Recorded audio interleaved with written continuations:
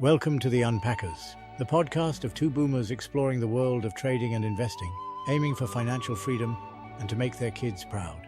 Join them on their mission. Is there a ChatGPT moment very close? If you explain to your mother what Ethereum does, what would be your explanation? Futures trading is so incredibly addictive, it's dangerous. The Rubix Cube, a lot of things that seem very difficult are worth to explore and try to learn. Welcome to the Unpackers podcast. My name is Bart and I'm a trader on the path to success. And my goal is buying my kid a ticket to an FC Barcelona game, all paid for by my trading profits. Hi there, my name is Ilko and I'm a data-driven trader. I'm always looking for the right setup. And some days I feel like I cracked the code, but other days I could guess my kids could put in some random numbers and it would be a great trade. My name is Jimona. Bart and Ilko call me the Gen Z Moonboy, and I'm here to help these two boomers to make their families proud. And I'm very pleased to have with us today Matthijs de Vries, founder and CEO of two Web3 companies. So we're going to talk about technology today. And here on the next to me is the positive unpacker. I'm quite negative, pessimistic about it all, because is it blockchain, Web3, or even Web 3.0, Metaverse? Is it a lot of BS, or is there actually a ChatGPT moment very close nearby? I wouldn't know, but luckily for that, we have Matthijs de Vries as an insider. Matthijs, welcome and please help us out and shine your light on this. I would love to. First of all, thank you so much for the introduction and super nice to be here today. Lovely studio, lovely people sitting here. So Exactly. I'm super excited for today. Yeah. Can't wait to shed some light on that stuff. And let's see if there's going to be a ChatGPT moment or not. Yeah, because is there? I mean, Lehman Brothers happened, and for the Moon Boys, that's something in a different era. But we quite well know that. And after that, the whole Bitcoin paper came up, and blockchain as a decentralized thought. We were quite enthusiastic about it. But where is that all now? And it all, of course, also had to merge in a Mark Zuckerberg world where all these things came together. And of course, AI took off. And yes, it took 30 years to develop that. So blockchain still has some leeway to go. But where is this whole Web3 narrative? Is this about to take off into the, let's say, the world that my mom and dad could also understand?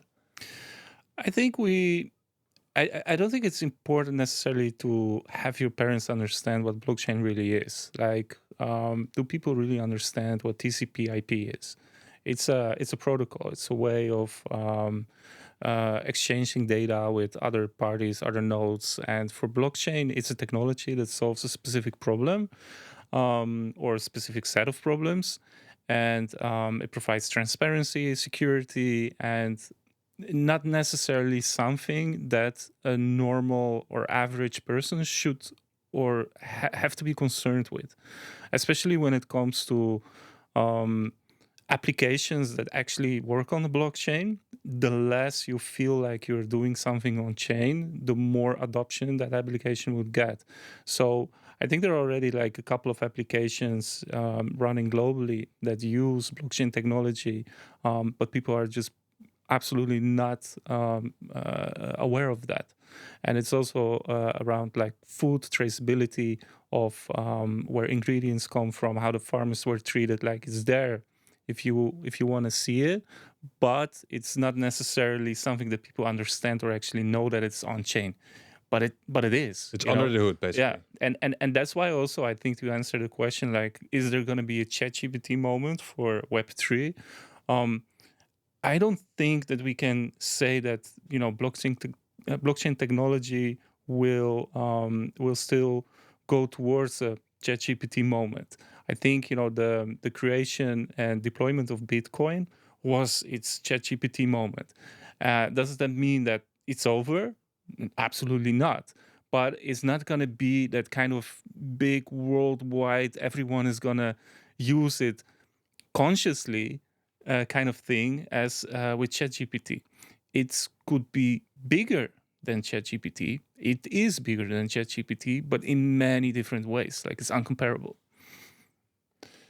And what way are we using it now without knowing it? Well, food, for example, is a big example. There are several examples around coffee beans, the cacao beans, where if you have a chocolate bar or you have a drink or whatever, you can see how the ingredients were sourced, where they're from a farm, where the farmers were treated well, stuff like that. And that's a specific blockchain case, of course. Yep. Is Web3 and also you hear Web 3.0, so those are alike but they're different. Is Web3 for you a good terminology for what's coming? Well, how do you mean? Like how Web3 is a good thing for me? What's coming? Yeah, the name. If you were a marketeer, for example, is Web3 a good name for it, or would you baptize it differently? That's actually a very interesting question. Nobody ever asked me that. I don't think that Web3 is a bad name. I understand where it's coming from a marketing average Joe perspective. Web3 doesn't make any sense, but I do believe it's a better name than crypto. What a lot of people refer to when they speak to Web3, they casually call it crypto, but crypto is just like cryptographic mechanisms in order to make things work, which I think is a really ugly name for the industry. So I prefer Web3 because maybe it does sound kind of interesting, but I can understand for the average Joe, it's like kind of meaningless, pointless. Do we need the average Joe to find it interesting and meaningful? Yeah, maybe for alt season to kick off. Yeah, perhaps. But yeah, from a technical point of view, not really. And this whole the whole metaverse topic. It was supposed to be the backbone was supposed to be a blockchain, and then there was the metaverse was there, for the graphic worlds to travel in a different way and to meet each other in a different way, and AI was there to empower all these worlds, all these graphic worlds. Do you see things really merging together, or are you more really from the blockchain angle interested in that, and the developers just continue in that lane? I have never really been a fan and firm believer in a metaverse narrative. First of all, same for like NFTs and stuff like that. Like these are nice gimmicks, I guess. If we speak about the average Joe again, like these are things that they could probably relate to. They can easily understand. I mean, let's be honest. Explaining, metaverse world where everyone can be themselves and can own a piece of digital land and stuff is way more exciting to talk about than the traceability of the coffee beans, right? So from that perspective, I understand. Does it have real world impact? Sure. For social perspective in the metaverse, hanging around there. Of course, it has some value. As same for meme coins, it has some value because it creates communities with a sense of belonging. People need that. We are humans, but is it actually really good for the world in a more broader sense? Yeah, not really. And I think the same for metaverses, the same for NFTs. Like they showcase the technology, which has been good. But yeah, as it goes with a lot of narratives in Web3, when something gains somewhat of attraction, it gets blown out way too much. And we saw that also for the AI narrative. When OpenAI stormed the world with ChatGPT, suddenly the AI narrative took a hold of Web3 as well. And suddenly, 10 new projects per day were created doing something with AI. All bullshit, by the way.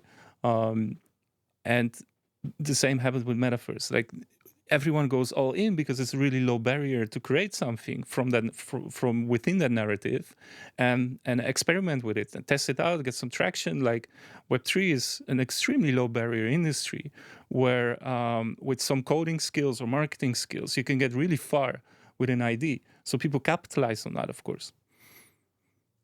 Yep. If you explain to your mother what Ethereum does, what would be your explanation? I would run away. To be very honest, I would have no clue how to explain it. And I was also talking about this with my brother on the way here. Like I would really consider myself as like the average Joe, you know, blockchain wise and Web3 wise. I wouldn't say that like I'm in crypto or in trading and investing just for the money. I just really like the journey, but I'm really in it for like the technicals, you know, like the charts and trading and investing and just more like the psychology aspect. But when I hear you speak, like for me, it's like really out of my comfort zone. But I'm also like wondering, don't we like need the average Joe to understand it all in order to get like proper mass adoption of blockchain, of that kind of stuff? Because for example, the metaverse and NFTs, that is something I can like comprehend, you know? Also like the use case of NFTs, it's very simple. Like that's very low barrier. But when you start talking about blockchain and that kind of stuff, like I don't understand it. So I'm also wondering like how and why and when would I use it if I don't even understand what it is or how to use it or when to use it. Like so that is like my question. Like don't we really need like the average Joe to understand it all in order to get some kind of adoption of this? Well, that's a very good question, and I think that question is a little bit layered because if we peel your question apart, like what do you really mean with adoption? Does it mean chart of a token goes up, or everyone is actually doing something on chain? I would say more the second, but also like the first, because I know certain projects in the space that, for example, when we were talking a few months ago and you started explaining Nuklai, then I was like, okay, now I can see when you really explain it in depth why it is such a good project, you know. But for like the people on Twitter or on YouTube, it's very difficult to understand. And if I wouldn't really understand a project, for me, it also would be quite hard to buy it. And if I don't buy it and I go for the easier projects such as meme coins or NFTs or the project that I can understand, then obviously the attention goes more towards that project and probably adoption also maybe goes more towards those kind of projects. So I would say the second, but I think the first is also quite important to help the adoption, if you know what I mean. I totally know what you mean, and I understand you, and you're totally right. But I think what most people mean when they speak about adoption is they mean someone that's holding the token, and someone that's holding the token makes the price of the chart go up, which is everyone in the Web3 industry as a token buyer, as an investor, wants. So in that sense, having more people coming in, buying a token, it's something good. But adoption, real adoption, isn't necessarily directly tied to a token. It's tied to someone that uses an application or a service that's somehow tied to the blockchain. And I mean, realistically, from a pragmatic point of view, those people will not have to buy a token. It's maybe hidden in monthly fees that they pay through a bank transfer to a service provider that renders their services on chain, and that still means there's a lot of adoption. But as people will never get to hold a token, they don't want to, they are not interested, they don't see it as an investment vehicle, they see it as something that solves a problem for them or something that gives them transparency or something like that.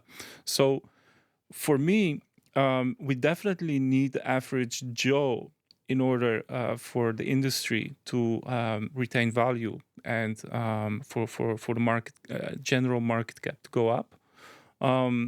But these do not necessarily count towards adoption. They just count towards retail investment in order for innovation to take place, so that there can be adoption or more adoption in the future. Yeah, I understand.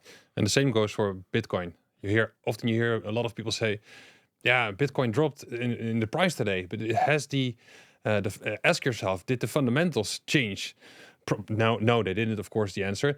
But they only got better, and the adoption is only more. And I'm thinking, what is the adoption? It's not, there are ETFs now, so the big funds can, do their speculation thing with it.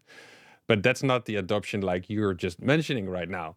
So after all these years, of course, you can really have tons of podcasts already about it. What is Bitcoin and has been adopted, and we're only doing this as a little small introduction. But the same goes for Bitcoin. Is there proper adoption? And from your perspective, as someone who's really building there in the trenches, is that going according to plan, basically? Well, if it's going according to plan, only Satoshi will know. Yeah, true. But yeah, I mean, it's exactly as you said. When people speak about Bitcoin adoption, it's just like, did we buy more Bitcoin in general or less, right? Did the price go up or did the price go down? So it's not really technical adoption, but it's more like, I mean, technically speaking, if you buy Bitcoin, it counts towards adoption, because it's like the only real use case is transferring value from one point to another and securing that transaction, right?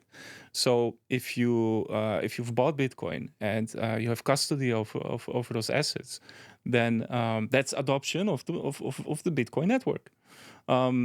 So technically speaking, it makes sense, but it's not really how we should look towards it, probably. No. Okay, so what I find intriguing in interviewing today and knowing about you and the existence of you, because you're here all the time, the developers do this and developers like ETH or not, and there's a Denken upgrade and the developers are excited about it. And I only read that in, let's say, A16Z kind of reports, and I'm thinking, who are these developers? Are they out there? So I'm here now, basically have the opportunity to ask you about it. What is the most exciting stuff happening for you right now in those trenches? For me personally, I would say all the developments around RWAs, and RWA stands for real world assets. And specifically, I'm talking about tokenization of real world assets. And what that means is bringing something that exists in a physical world on the blockchain. And why that matters is that we can suddenly use those assets in very interesting ways. So for assets, that's really interesting because they can become more liquid, or we can handle them in a trustless manner, and we can trust that everything around that asset is right, and we can count on it.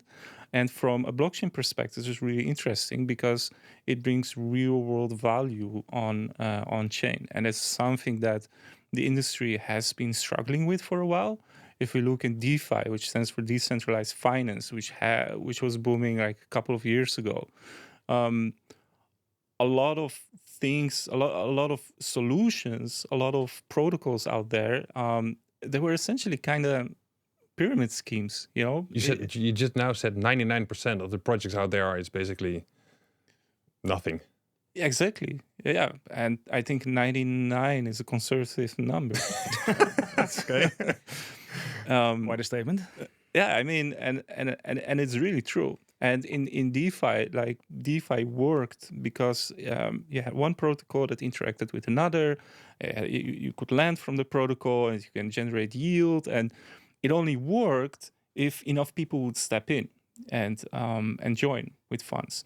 And if everyone would step out, it will collapse entirely. And we saw this with the Terra Luna ecosystem when it collapsed, and how much extra damage it did to the industry, because everything was depending on one another. You're right. Because there was no value tied to something outside of the network. It was all interchanged. It was very complicated. It was absolutely not transparent at all. And people were staking stable coins and getting like 20% APYs and not wondering where the yield is coming from. And if you don't know where the yield is coming from, you are the yield. Yeah, it was too good to be true. Yeah.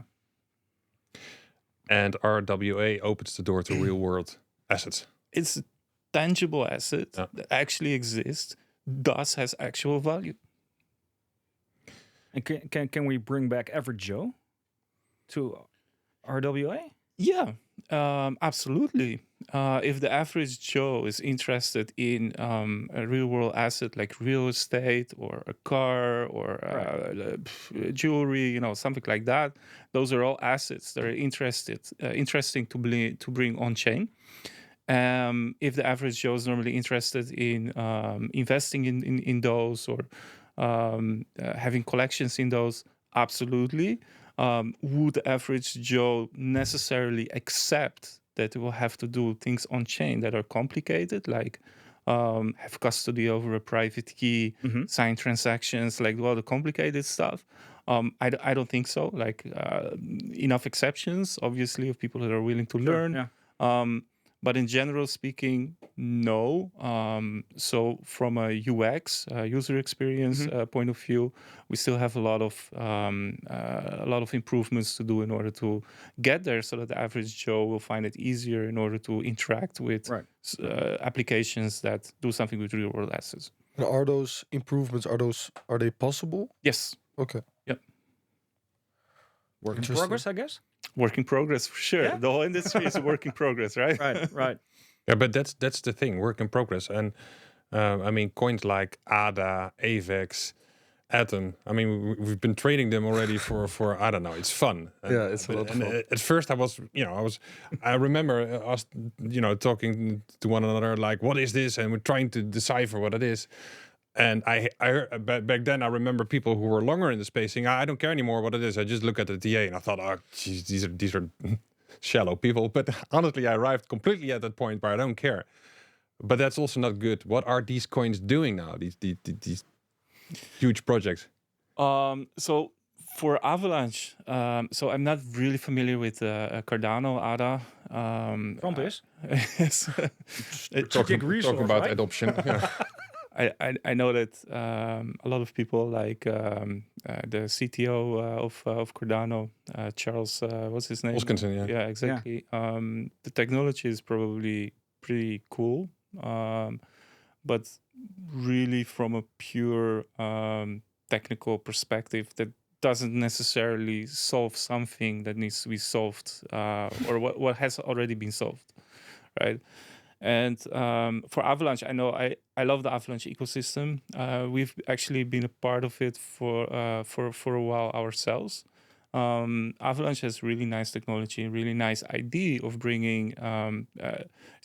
Taking a step back, like if you look at the Web3 ecosystem, it's filled with different blockchains. Everyone is building their own blockchain network. So you have Bitcoin, which was the first blockchain network, and now suddenly you have thousands of networks, and they all run, next to each other individually, which is not very efficient, doesn't make a lot of sense. And the whole premise of Avalanche is to make it easier and more logical to launch your own network, your application-specific network. So network that's only like fully operational, independent blockchain network that's only meant for playing a single game, for example. It's optimized for playing that single game. And providing Avalanche provides the architecture in order to make it that it makes sense to launch a network and not be just another network next to all the others, because you can share validated resources and you have interoperability between those networks so that you can easily transfer assets from one network to a completely other network. So it's a way like seeing this problem, like, okay, that problem exists. Instead of fighting against it, we're going to say, okay, let's bring it all together and let's make it more sense. That's what Avalanche is doing, which I really believe in.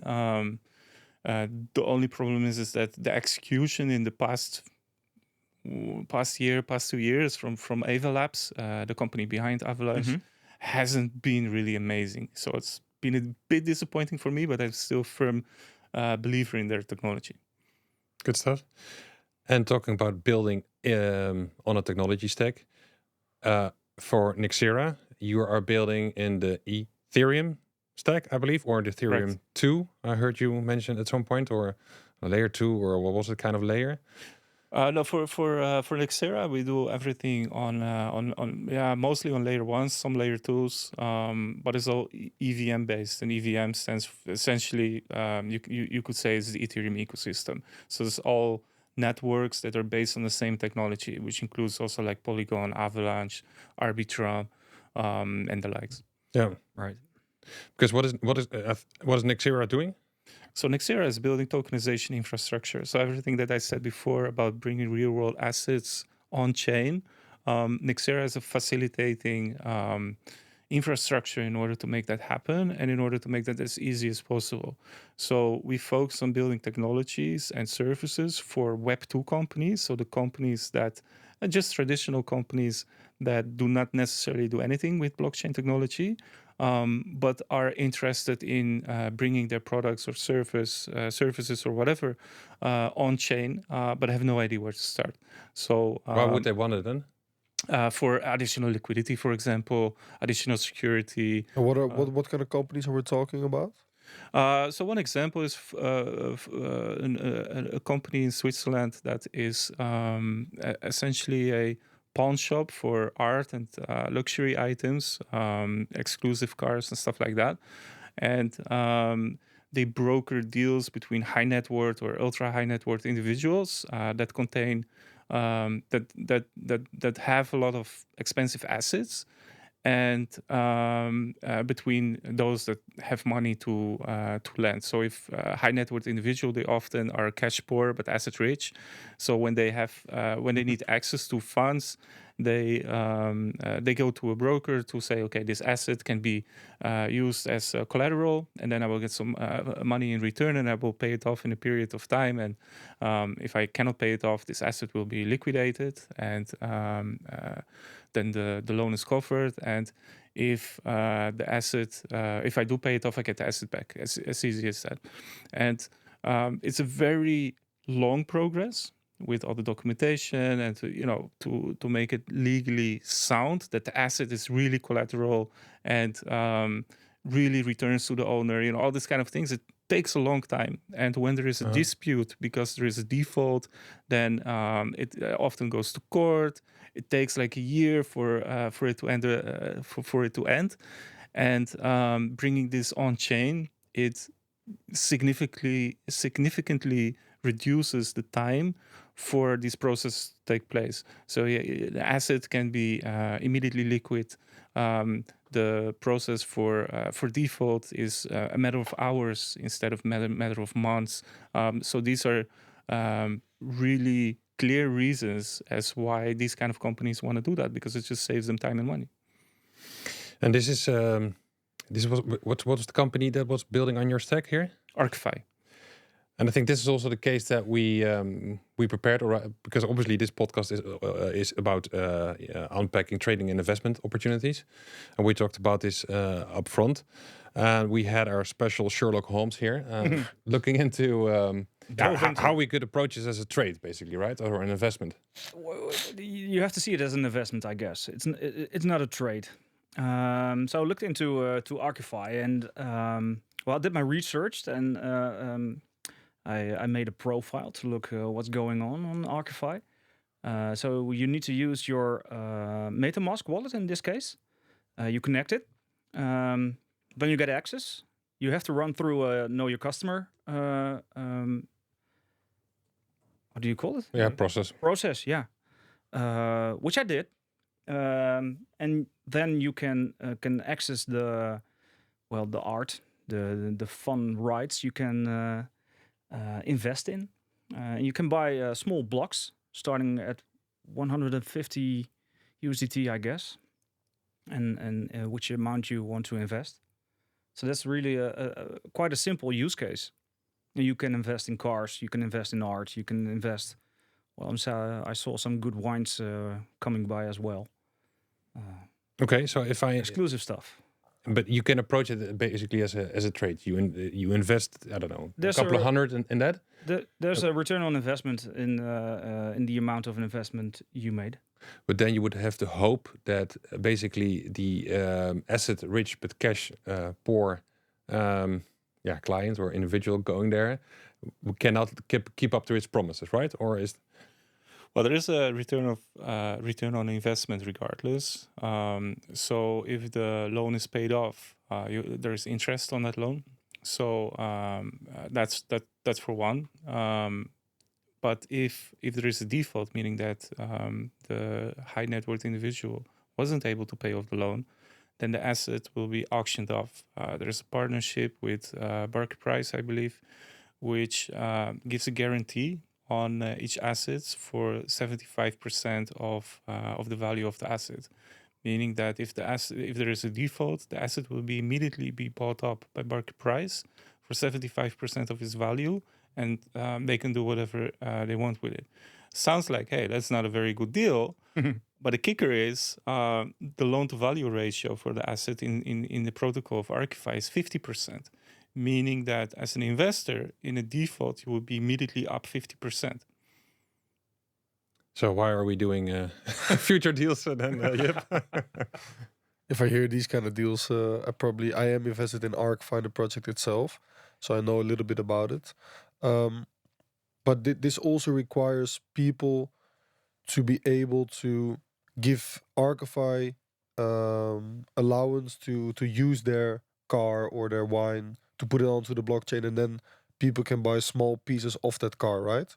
Or of that painting, and then gain yield on that as well, I believe. Yeah, technically speaking, the assets is moved to Freeport. Freeport is like this giant warehouse for like the most expensive assets in the world. I believe it's in Geneva, Switzerland. It's heavily guarded with armed guards, and it's the place where you would feel safe for those kind of assets to be stored. And no one is allowed to drive it or touch it or look at it. So it's secure, it's insured, it's valued. So professional values the assets before it goes into Freeport. So all these things are taken care of. That's still an off-chain process, but all the documentation is brought on-chain. Okay, so let's say I would own a very expensive car. I could move it to Freeport, and then ArcFi would use it to put it onto the blockchain, and then people can buy a piece of that. And what would I gain myself with it? I could get a loan in cash. Yeah, so for high net worth individuals or ultra high net worth individuals that own like a Bugatti, for example, everyone in the world knows that they own that Bugatti. So if they're gonna sell it, it's like, hey, they need money. Well, why is that? So they are not going to sell it. They're going to put it as collateral. So in this way, it's very opaque. Whose car is this? Why is this as collateral? They need the money. They do it in a safe way. And they believe at that point that they will get the asset back in the end. Makes sense. Right. I don't own a Bugatti yet, so for me this is... Hopefully one day, Bart, from the trading profits. You ended that sentence really positively. Yeah, that's good. That's a good mindset. No.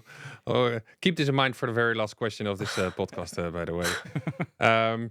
Because you started Nexera in the whole Terra Luna disaster, basically, right? That's where your inspiration came from. Actually, it's a little bit more complicated than that. We started before because Nexera was founded in 2018 and the Terra Luna collapse, if my memory doesn't fail me, was in 2022. So that's actually 4 years after we founded Nexera. And Nexera was actually built from the idea that we can do better in general in Web3. Me and my co-founder Rashid, we were both very active in buying into ICOs back in 2017, and that's also how we met. We met online on Telegram. Crazy story. We were both like, it was getting increasingly difficult by the end of 2017 and early 2018 in order to get good allocations in ICOs. And the ICOs, for those who don't know what that is, it was early token sales, initial coin offerings. Right. And we were both very active. We were both very active in communities, and we saw a couple of problems. It was not very transparent. It was very hard to get into. A lot of failures. A lot of projects raising 20 million in like half an hour time, and then dying off like a few months later. Crazy. Like that was like the absolute definition of the Wild West back then. And so we were part of it. We lost a lot of money, got to know a lot of people, had a lot of experiences. We got to know each other, and we immediately hit it off. And talking about like the same issues that we saw, the same opportunities. So he was living in Paris back then, and me in Utrecht in the Netherlands. And we decided to meet each other in the middle in Brussels. To discuss like, can we maybe do something together, because it seems like we are really aligned on a lot of topics. I think we spent like 6-7 hours in Brussels on some terrace, drawing out ideas and writing stuff, and we immediately saw that there is a big opportunity to do better in the industry, especially when it comes to helping projects raise funds and helping the community for those funds to stay secured by raising smaller amounts of funds, but having more funding rounds in succession, like milestone-based, for example, having an easier to use platform, but also keeping in mind that right back then, the Web3 industry was like the absolute Wild West. But we were already foreseeing like in the future there will be more KYC, KYB, KYT, and all the compliance things, and we will have to be more serious in the industry. So we need to be ready for those kind of things. So we wanted to build a platform to accommodate that. And while building this platform, we of course we built our network. We were looking for clients, and as things go, when you build a startup, you get new insights. You pivot a little here and there, and then we saw like the opportunity to not just help projects fundraise and help the community to do that safely, but to bring real world use cases to the blockchain and in a compliant way. And that's exactly what we do. We do and facilitating those fundraisers, and we focus on this infrastructure for tokenization. And how do you define now the success of Nexera? Is that having certain assets under management, or what's the? Well, we don't necessarily need assets under management ourselves as an infrastructure provider. We just need the other people building on your stack, exactly. of course. Yeah, Exactly. Because we don't want to deal with retail clients. We are not experts of arts or cars or stuff like that. Although I would love to have a business and that does something around cars all day long, especially sometimes in bear markets. I was like, I wish I was doing that. Imagine, yeah. But being an infrastructure provider is where we feel most comfortable. And I think our definition of success is, for example, the Ethereum standard that got accepted. Is something that we're incredibly proud of. It's the Ethereum standard 7208, and it helps businesses, developers to more easily build tokenization solutions. And another definition of success is the startups that we're helping in their Web3 journey, because it used to be really easy to raise money and to get traction. And, of course, now it's so oversaturated. Like, people have no idea what's good anymore and what's bad. So we help founders to navigate that journey from inception of ID or having some technology already, all the way to marketing, compliance, and stuff like that, while they're building through our fundraising platform. So it's not just we help them raise funds; we actually try to go all the way and help them from A to Z. And who is investing in those companies, in those startups? You just mentioned the Echoes. Like rounds from 20 million, and in the next couple of months it was burned away, gone. Yep. So where's the trust, and is it are it individuals or are it companies who invest? Yeah, individuals, retail. Yeah, retail. Yeah. So we pride ourselves for having a really strong community, very active community. We're also ourselves very active in the community, and that's for us very important because we were that community. And why that's important is because when I was young, I knew about investment bankers and the big guys that have access to investments, and I knew back in my mind money makes money, but no idea where to start, have no idea how it works, have no money to get started, like no real significant money. So it would take like tens of years in order to get somewhere. And through fundraising in Web3, tokens in Web3, you suddenly give people that normally do not have access to this type of things, Right. you give them access. You give them the possibility to belong to something and to take control over their future. And this is something that ignited something in me that I feel really strongly about. People from developing countries that can participate in the industry and make money.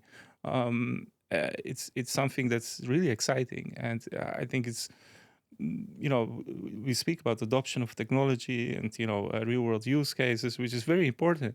But I think it's also important to not overlook this, that a lot of people have been helped, that normally would not have an opportunity to earn money themselves. Yeah, true. Do you have, I don't know, a couple of examples of those, startup companies, projects out there that you've helped in a way?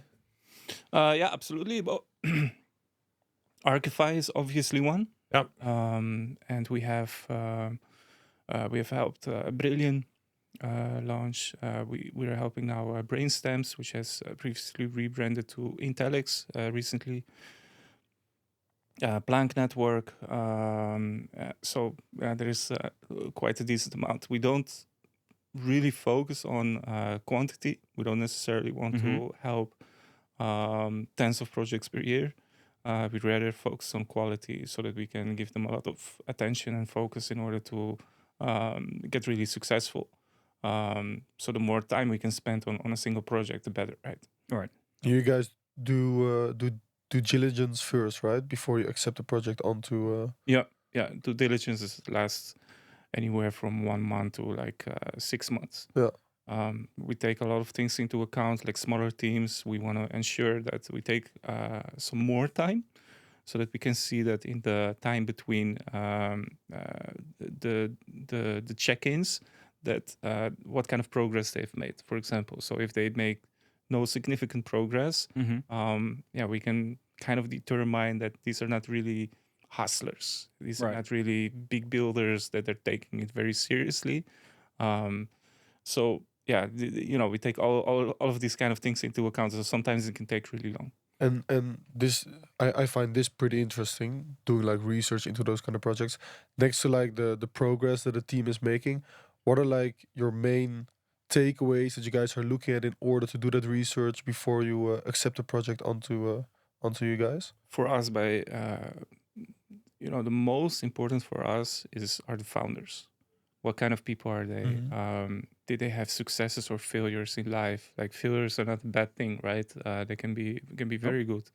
Are these kind of people that are going to be really stuck to a single idea? Like they have this cool idea right now, but imagine it doesn't work out like you plan it in your head. Like, are you going to be, tunnel visioned and stuck to that idea and try everything to make it work, or are you open to pivoting? These are all of these kind of things that we really look for in a founder. And then secondary really is, do they have what it takes in order to execute, right? Do they have the right team? Do they have the right mindset? So it's still like really founder focused, and the idea really is secondary. It's not. I believe that really good founders with a bad idea can make something work and still, grow into a good idea. A bad idea is maybe a bad explanation, but maybe not amazing idea can still work out really well if you have the right team behind it, because they're open to feedback and change, and they can grow into something really nice. And a team that doesn't have what it takes and has a good idea, it's very unlikely that even though the idea is very good, they will make it work. Yeah, and the thing is, in our space, there's a lot of projects out there that have great ideas, and for example, they don't even have doxed owners. So would you also recommend to, for example, the people that are watching or the Unpackers themselves to never invest into a project if you don't know who the owners and founders are? Well, I mean, it's a tough question, man. It's a tough one, huh? I mean, do we know who Satoshi is?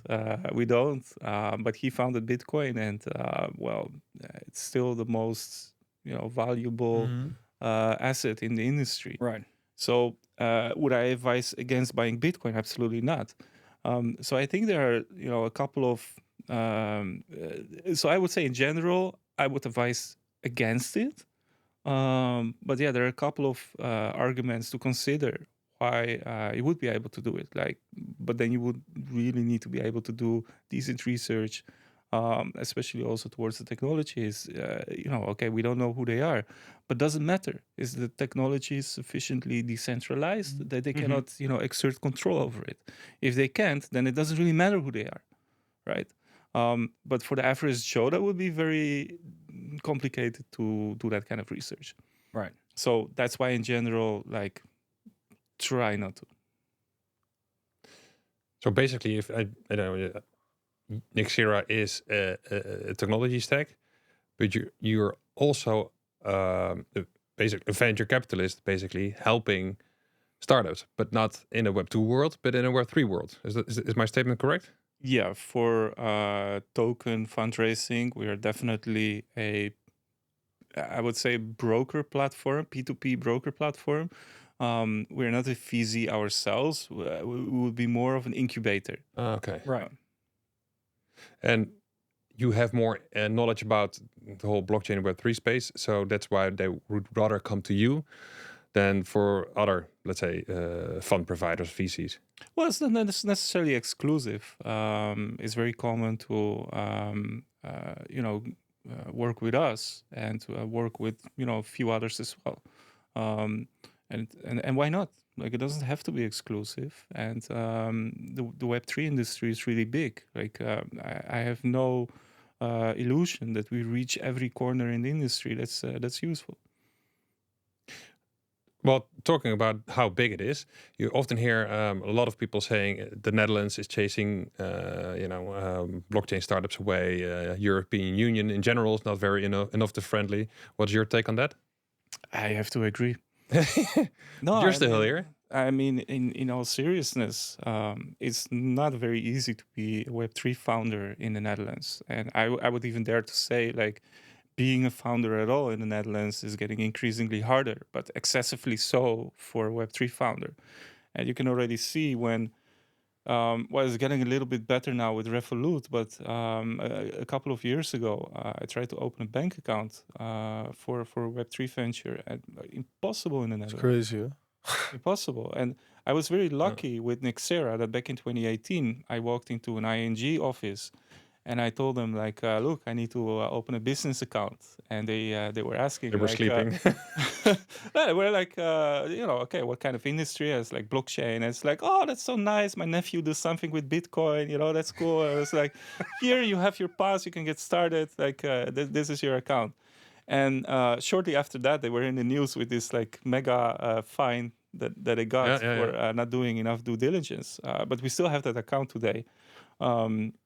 And right now it would be impossible if there is anything crypto Web3 related to. Don't mention the word.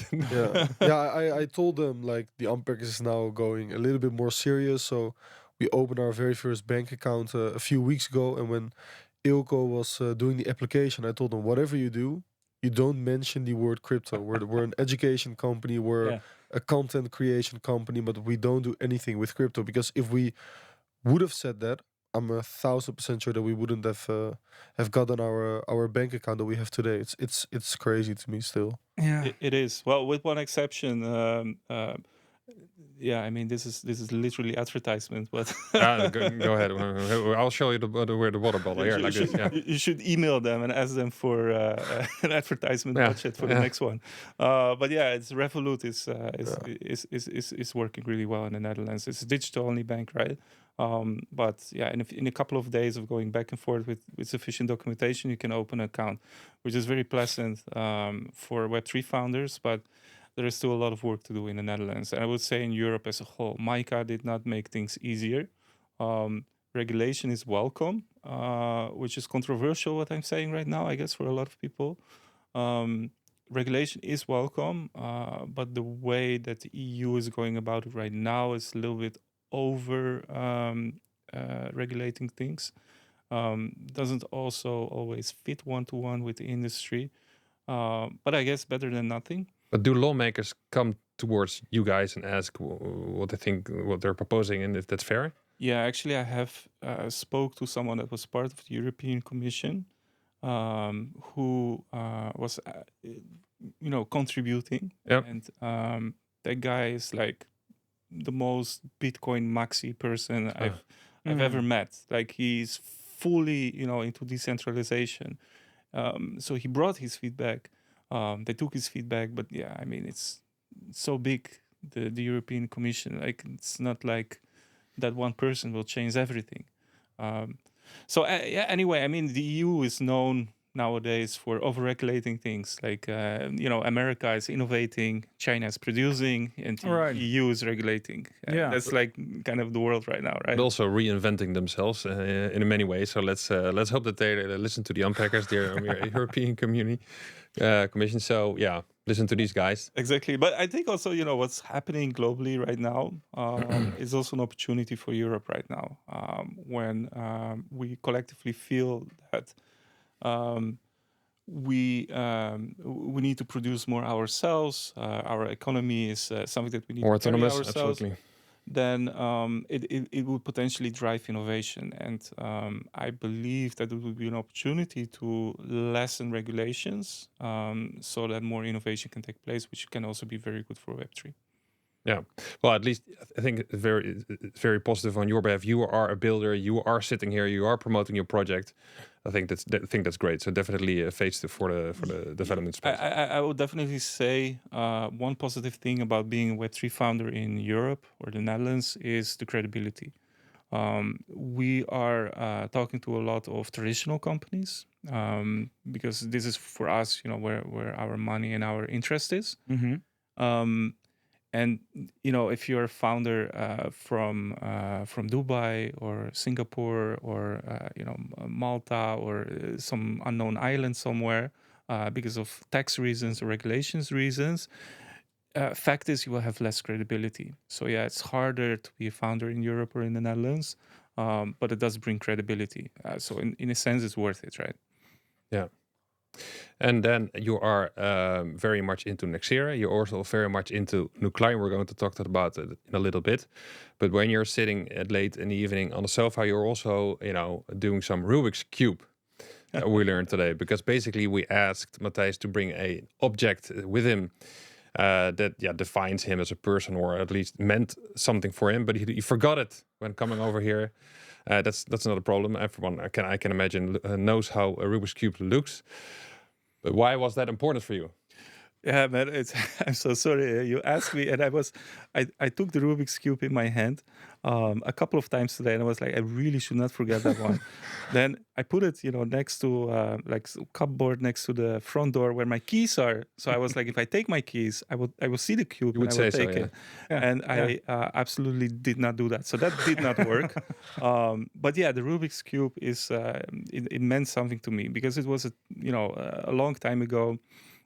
It reinforced something that I guess I already knew, but it's something that really drives me, and it's the fact that I think I got a Rubik's Cube once on a conference, and I was like, how do you even solve this? Like, what is this? Like, I was mixing it, and I was like, how would you have to be like insanely genius? I know the feeling. Yeah. Right.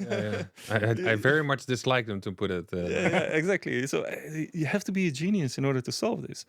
And, I put it away a lot of times, got it back, and, I got a couple of colors correct, and then realized that I had no idea what I was doing. And after a while, it started to really nag me. And I started to realize, like, why don't I look up how to solve one? And, brilliant. Right? I never got there, no. So, there's actually tons of resources. It's something that you can learn, and it's actually not that difficult. So, I mean, it reinforced into me that, a lot of things that seem very difficult are worth to explore and try to learn. And, most things that I see, as something like, oh, that's hard. I'm not sure if you can do that. I'm trying to approach that in my mind as, okay, let's figure out how to do that. Let's see. let's not immediately approach this negatively and be like, okay, that's too difficult, or let's just jump on it and see what happens, or at least make an attempt to actually do it. And I think it's, for me, that's something incredibly useful and helpful to go through life with. But when was this Rubik's Cube's moment in your life? That I don't remember. Been a But long was this a young age? Because Yeah, no, I mean young adult. Yeah. because you've been a developer since early on, right? Yeah, since I was a developer since I was 12. But I started to do it professionally since I was 15. So professionally means I just got money for it. I wasn't actually really that professional. You were helping the computers in your neighborhood to get fixed or something. No, I was actually developing software for a laboratory. Yeah. And At age 15. yes, yeah. Crazy. Great job. What were you doing when you were 15? Playing with Lego, I guess. That's also a little bit of development, yeah. Okay. Lego is fun. I mean, It is. it is important. Yeah. But and still you needed a Rubik's Cube to see, hey, I can reframe things to trick my mind into thinking that I can do stuff rather than block yourself too fast. I mean, you're already up there in the curve, I'm trying to say. Yeah, no, so I wouldn't necessarily say like this was necessarily a switch, but more of a reinforcement. Like, Okay. I think I also mentioned like it's not like I didn't know that, but it kind of reinforced it, and make me more aware of it. So I have it really way more often in the back of my mind that okay, that looks tough, but let's try it anyway, or let's figure this out instead of trying to avoid it, or up front say like, okay, I cannot do that. I've never done that. So I've been way more proactive because of that in that sense. I really So- love it. Yeah. Yeah, is it also helping, because we were talking about the user friendliness of the blockchain and how to apply it for the average Joe? Is it also helping you to, because when I think about it and seed phrases and that kind of stuff, how to make that user friendly, I would really think, okay, there's no way to make that more user friendly than it is right now. Is that mindset also helping you to think like, okay, there is a solution to this problem? Even though maybe for people like me, Bart and Ilko, the Unpackers, there doesn't seem to be a solution maybe. That's actually extremely good example. Yeah. It's exactly where this mindset is helping. Yeah. Yeah. It's definitely how I look at those things and I see like, okay, you will always need to pay transaction fees. Okay, now let's assume that we don't always have to do it. How can we do it then? How would that? What would that look like? There is always some kind of solution Yeah. out there, and this is a very good example. Yeah. Well, next time that you are here, we will bring you a Unpackers Rubik's Cube. That's already a promise that we can make. And I would advise you for now to put on that mindset. I know that Ilko already has that mindset on, because I'd like to talk a little bit about Nuklai. And- But if you do bring it next time, Yeah. then I mean, I don't know when that next time would be, but I Yeah. assume it's like not somewhere in the next couple of months. Damn, I Try- feel him coming. No, I shouldn't have said this. If you solve it live, that would be amazing. And it's like, I mean, let's be conservative here. I think within a week you would master it. It wouldn't necessarily be fast. Let's be over conservative here, but okay. It's absolutely doable. It's just a memory thing. You have to memorize things. Yeah, my nephew of 12 or 13, I don't know how old he is. He does this very fast, and always comes towards me and no, and Bart, you can do it as well. No, I need to put up the coffee or whatever. I just that feeling. But okay, I know it's very effective, because I'm now already telling to my brain, I have to look this in a different way. I can do this rather than I hate, fuck off, etc. Exactly. Trick question. Can you solve the Rubik Cube with one hand? No, I cannot actually. You know why? So I have memorized a lot of algorithms and stuff like that, and I've solved so many Rubik's cubes. I've done so many times that I have no idea what algorithms are. It's muscle memory at this point. So if I consciously think about what I'm doing, I lose it. I cannot solve it anymore. That's it. Yeah. So it's purely like it goes completely unconsciously. It's just finger hand movement and it's done. That's it. And used to do this with two hands. So if I would do it with one hand, I would have to be conscious about some of the movements. So I would lose it. I could learn it, but it doesn't seem very efficient to do it anyway. An off-topic question. Well, another off or on topic question. I was just thinking about. Do you also trade? Because that's also a game you could learn then. If it's so easy, then Yeah, trading is so easy. Everyone can do it. Yeah. And that's true. Like literally, trading is very easy, and everyone can do it. But earning money is a different Next thing I topic. was. What did I read recently?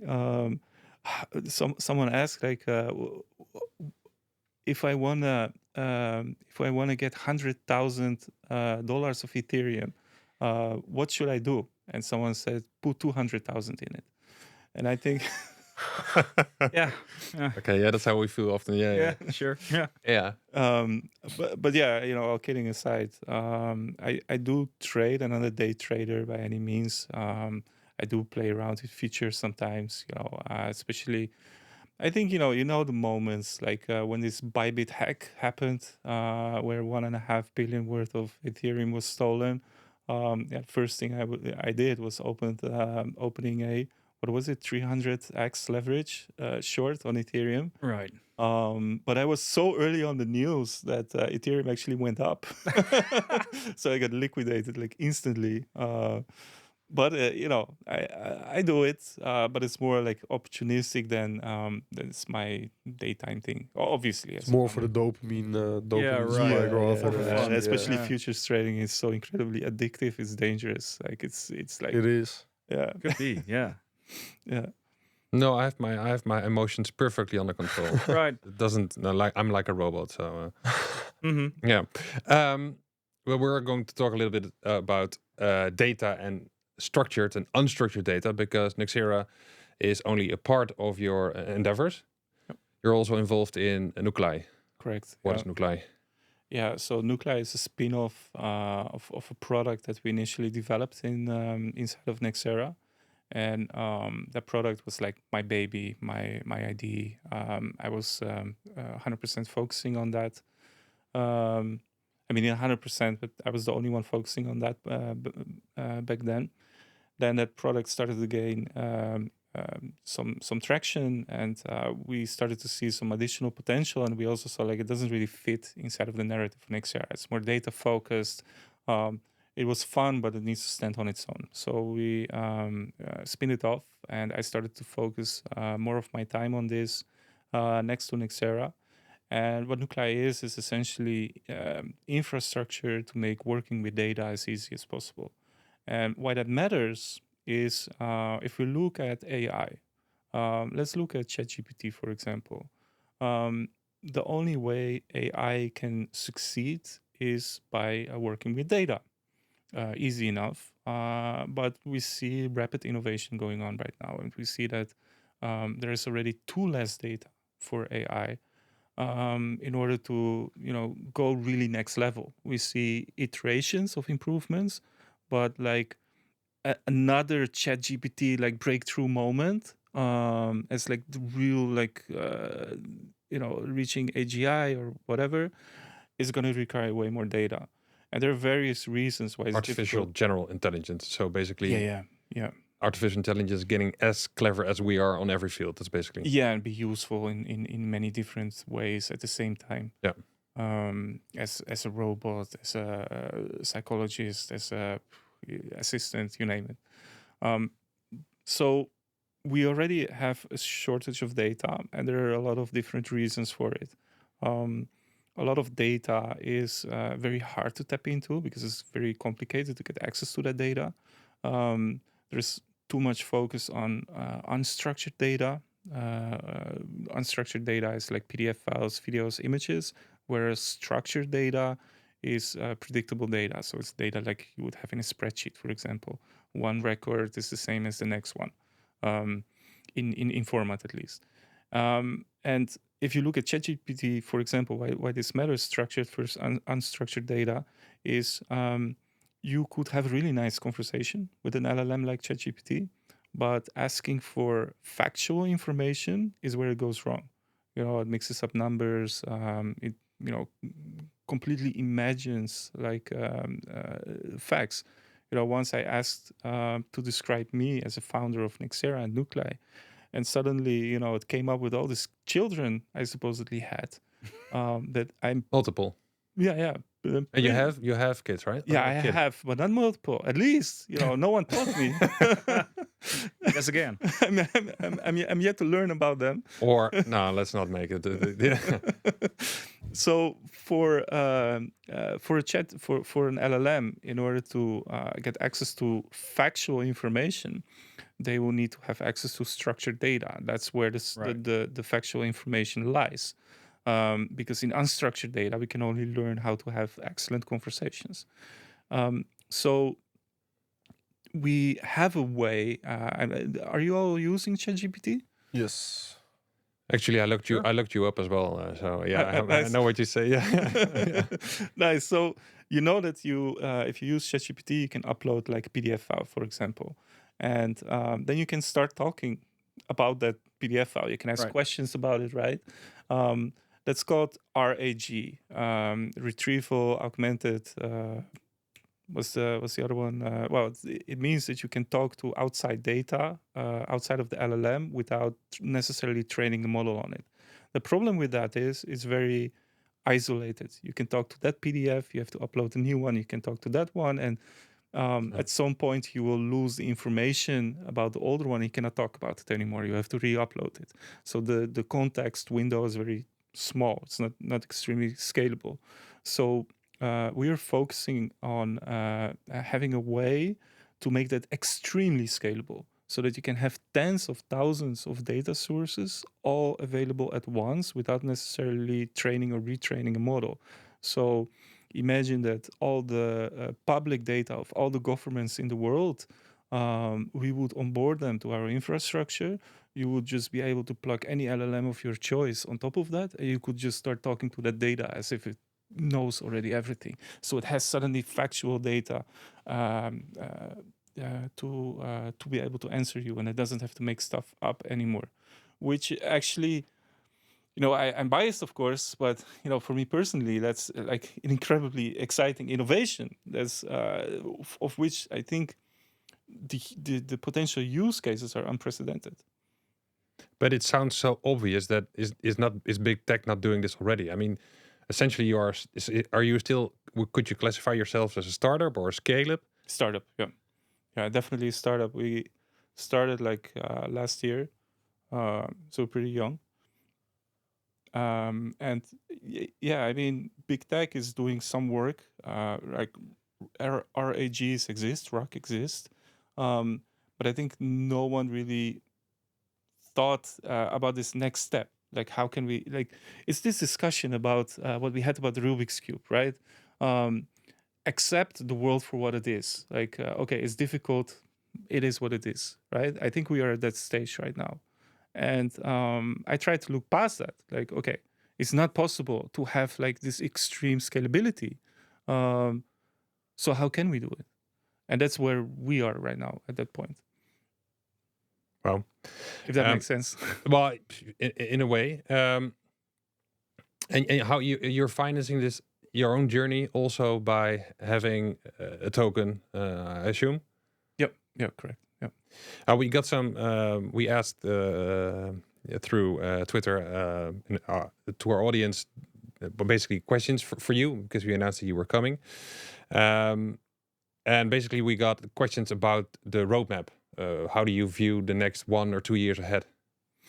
Yeah, so we're actually in a very interesting period right now because that core technology that makes this possible, what I just said, it's finalized, and we are bringing it online now so that it can be used through an API. That's all happening in like the next few weeks. So that's for us like it's the biggest milestone since the inception, since the ID was created.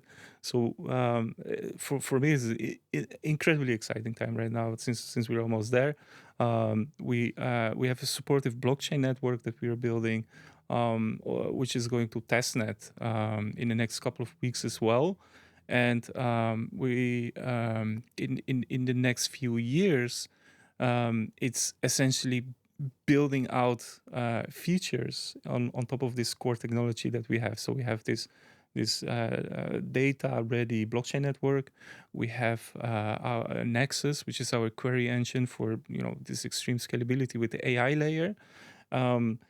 And it's a matter of bringing this together and coming up or making concrete the use cases that we've been discussing with different parties over the last year. We've had a lot of discussions in automotive, telecommunication, but also with accounting firms around use cases around fraud and AML, anti-money laundering, forensics, stuff like that. It requires a lot of data, and it's incredibly hard to bring all the data together and work on it in a unified way. So that's not even an AI use case necessarily, but that is also something that we excel in. So, yeah, for us, it's the roadmap is the most important step in the roadmap is really quick, and then it's just building out features to make those kind of use cases possible in the next 1 to 2 years. But you already got these customers lined up to be a pilot customer, or lined up. Interested. So yeah, interested. So we actually have a really decent pipeline. I'm pretty proud of that. Proud of our team. Proud how of big is your myself. team? We are around 17 people right now. 17 people. Just Nuklai, yeah. In the Netherlands or around the globe? Management team is in the Netherlands, but we have developers also in Turkey, in the US. So it's scattered over the world. Okay. And you've got quite some key opinion leaders in the space already, promoting you or are enthusiastic about your solution, I should say, right? Yep. That's giving you some... but give me some tailwind already. I'm keep getting fascinated why no one else is doing that. What is is there a competition for your solution? Yeah. So for example, we're focusing on Web2 clients to use this, right? So key competitors are, for example, Databricks, Snowflake. These are all data infrastructure focused entities that already way past the startup and scale up. Those are Web2 names, right? Yeah. Very, very enterprise focused, but also very expensive. It costs like hundreds of thousands to even get started, and it can take many years to set up a data lake and to be able to start innovating on top of your data, especially if you have a lot of legacy as a company. And we completely break that apart. We do some of the things roughly the same, but we just don't do it as efficiently as they are doing it. Like, we are better in the broader sense, but companies like Databricks and Snowflake, they focus a lot on speed.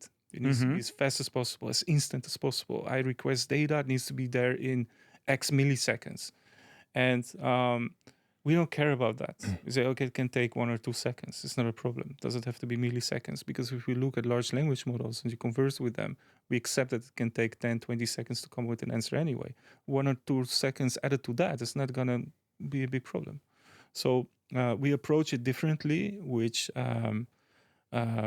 puts us as a more pragmatic service provider that can still work alongside of Databricks and Snowflake. We don't necessarily have to replace anyone. That makes us also less of a competitor and more of an added value for enterprises. Especially, we speak to a lot of enterprises. They want to start experimenting with AI. And the problem is that starting experimenting with AI is very expensive, because then suddenly they have to do something with all the data that they have, which is a very lengthy process, very expensive. There is no quick road to a proof of concept in a lot of cases. And we provide literally that quick road to proof of concept. In some cases, enterprises would be able to start like within a day. Yeah, it's funny that you mentioned these names, because we both have an IT background, and if you were mentioning the other names, then in my mind at least, I can put it into some context. Rings a bell. Yeah. And if you explain what you do alongside these or other than these, then I can understand that what you're offering, and all of a sudden, in my mind, your startup doesn't look any certain like a project on the space anymore, but a real sort of real life added value case, with a big future. Exactly. Thank you. Yeah. That's it. That's the great stuff. Also, questions we got about the token and the utility of it. Yep. Yeah, that's an important question. And, also going back to the topic of how would you research a project? Like, do research about the utility of a token, because eventually that's what really matters, because that drives the value. So the utility of our token, which is NAI and AI, is primarily it's a native network token. What it means is it's like Bitcoin, like Ethereum. It powers the network that we're building. So it's used for staking in order to run a validator node, and it's used to pay transaction fees. But secondarily, it's also a means of distribution of parts of our revenue. And it's also used to, you need to stake it in order to be able to participate in our launchpad, which is where we do fundraising rounds. I have to say with the last one, it's something that we aim to do. We're not doing it yet for Nuklai. For Nexera, it's a different story. How is your Rubik's Cube moment, Jip? Do you need it to rethink stuff? Oh, not necessarily. No. Okay. So Matthijs, you have the honor of being the first guest in our rapid question round. Concept is very simple. We've got some people here behind the scenes who came up with some new, fresh energy. Small question, and you get small amount of time to answer it, and just the first thing that pops up in your mind. And the last question will be yes or no. But here we go. Who is your example in life?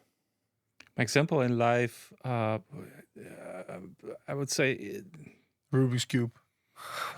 Mr. Rubik. It was so my example in life is my first boss that I had when I was 16. Okay, who is he?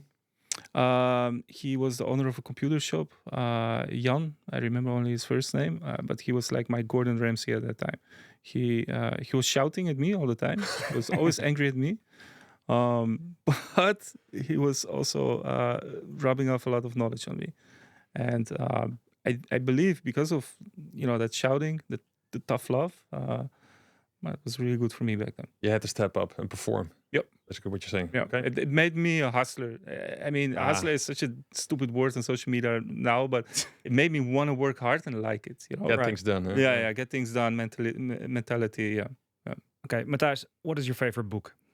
So I have a book which is, I believe, called something like The Code to Success. And it's by Jack Canfield. It's not necessarily a very good book in itself, but it's like one of the first self-help kind of book that I've ever read. So it was in like my teenage years. And that gave me a view on life that has been very, very useful to me. Great. So you've got one daughter, right? Yep.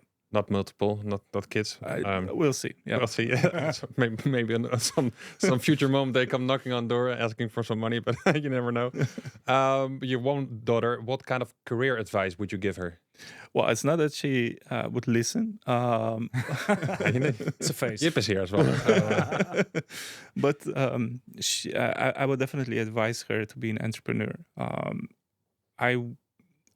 I think it's very valuable for you also as a human, for your personality to become an entrepreneur and to have the mindset to try new things, to be forced to solve things on your own, and not necessarily always be able to rely on others. Also to take ownership and responsibility is all I believe good qualities of a person, and I would want her to have that and go through to that, even if it's just like for a couple of years. But yeah, I think it would be very beneficial for her. But yeah, no, she wants to be an actress. That's it for now. Okay. Simple as that. There you go. Next one. What is your favorite quote in life and from whom? If it's so I don't know by who, to be honest. But if it's worth doing, it's worth doing badly. And I think it's also kind of similar to solving the Rubik's Cube, right? In a way, because I believe that if you want to learn a new talent, if you want to learn a new language or a programming language or whatever, you're not going to be good at it in the beginning. And I think a lot of people quit when they realize like they suck at learning something new. Right. And it's a waste. Like if you feel like it's worth being able to be good at it, it's worth being bad at it at first. Words to live by, I think. Lovely stuff. Final question. Which refers to the red thread of this podcast, is that we are trying to get financially independent. Do you believe in this market which is dominated by AI, algorithms, and everything else? It's possible for us to, I wouldn't say boomers, but midlife warriors type of people, or is this mission impossible? No, it's possible. Yeah. I firmly believe that there is still a lot of room for the industry to grow. So if you speak about Web3 specifically, there's still a lot of room. Also because we really went down a lot. So, at some point it can only go up, right? So that's a good thing. Like, I mean, at times like these, I would say these are the times to make money. Like when everyone is crying and upset about that they lost so much, that's the time where you're going to make money, because it's not going to go that much lower. It's going to go up again at some point. We all know this. But of course, you have to be smart about the decisions that you're going to make. Like if everyone is so euphoric and excited about, Bitcoin is so high, everything is so green, then that's not the moment to make money. I think we broke the concept of our new creative man, that we didn't come up with a yes or no answer. But I remember the time to make money is now from you. So I want to thank you for all your wisdom about the technical stuff and about this. Thanks. So in short, yes. There you go. Thank you. That's it. Thank you for having me. It was incredibly exciting.